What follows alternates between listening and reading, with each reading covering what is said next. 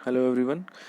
हम पढ़ रहे थे क्लास 6 की हिस्ट्री का एक चैप्टर जिसका नाम है kingdoms, Kings and early Republic, यानी रियासतें, बादशाह और जो पुराने वक्त की जो एंशिएंट इंडिया की जो जमहूरियत चलती थी वो कैसे चलती थी, इसके बारे में हम पढ़ रहे थे। हमने ये पढ़ा कि जो बादशाह जो थे वो अपना काम कैसे करते थे। बादशाह कैसे एक घोड़ा बेचता था एक दूसरी रियासतों में, जो उसके रोकेगा उसको उससे जंग लड़नी पड़ती थी, या जो नहीं रोकता था वो बादशाह के सामने सिर झुकाता था और उसको उसका हुक्म मानना पड़ता था। तो ये हमने पढ़ा था। तो हम आज पढ़ेंगे जनपद। जनपद क्या होता है, जनपद के बारे में हम आज शुरू करेंगे। इसके बारे में डिटेल क्या करेंगे। Rajas who perform the Ashvamedha sacrifice were now known as rajas of जनपद।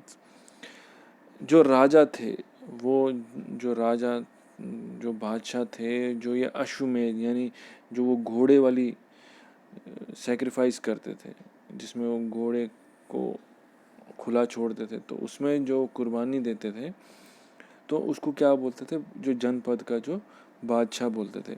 Many janapada sites have been excavated such as Purana Qila in Delhi, Hastinapur near Meerut and Atranji Khera near Etah. जो काफ़ी जो जनपद साइड है जहाँ पे ये बादशाह जो हुकूमत करते थे वो एक्सक्यूवेटेड मतलब जहाँ पे ज़मीन में खुदाई की जाती है और बड़े ध्यान से खुदाई की जाती ताकि जो ज़मीन में जो दबी हुई चीज़ें हैं उनको बाहर निकाल सके। तो ऐसी कुछ खुदाई की गई जैसे कि उसमें कुछ मिला, जैसे कि पुराना किला जो दिल्ली में है, हस्तिनापुर जो मेरठ के आसपास है, मेरठ यूपी में आता है, अतरंजी खेड़ा नियर इता या इटाहा ये भी यूपी में आता है। तो यहाँ पे जो है ये किले सामने आने लग गए। Archaeologists found that the people there lived in huts, kept cattle and other animals, and also grew variety of crops such as wheat, rice, barley, pulses, sugarcane, sesame and mustard.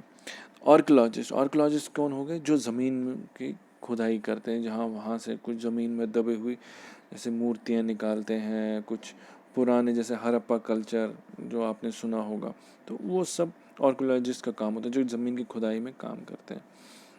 ठीक है, तो उनको पता लगा कि उस टाइम पे जो लोग थे ज़्यादातर हट्स में रहते थे, या और हट्स में रहते थे और क्या गाय भैंस चराते थे यानी केप्ट कैटल, और या बाकी जानवर अदर एनिमल्स जैसे डॉग्स हो गए, तो इन सबको पालते थे।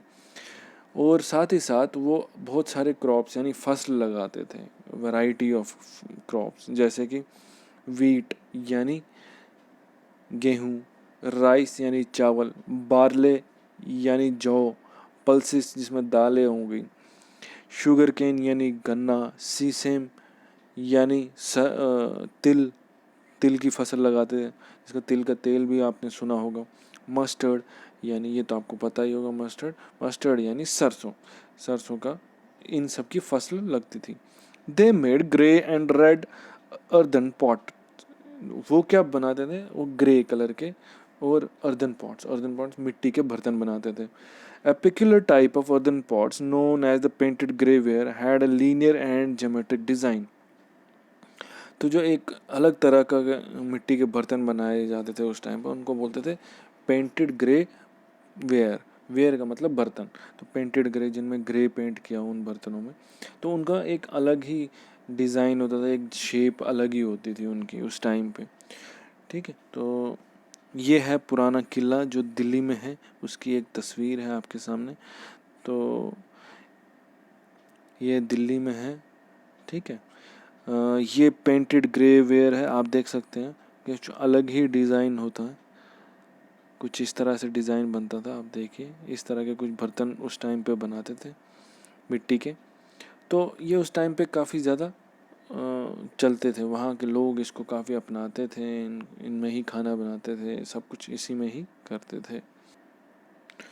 तो उम्मीद करता हूँ आपको ये समझ आया होगा। अगला टॉपिक मैं आपको अगले वीडियो में बताऊंगा ताकि आपको और डिटेल में समझ आए कि क्या होता है।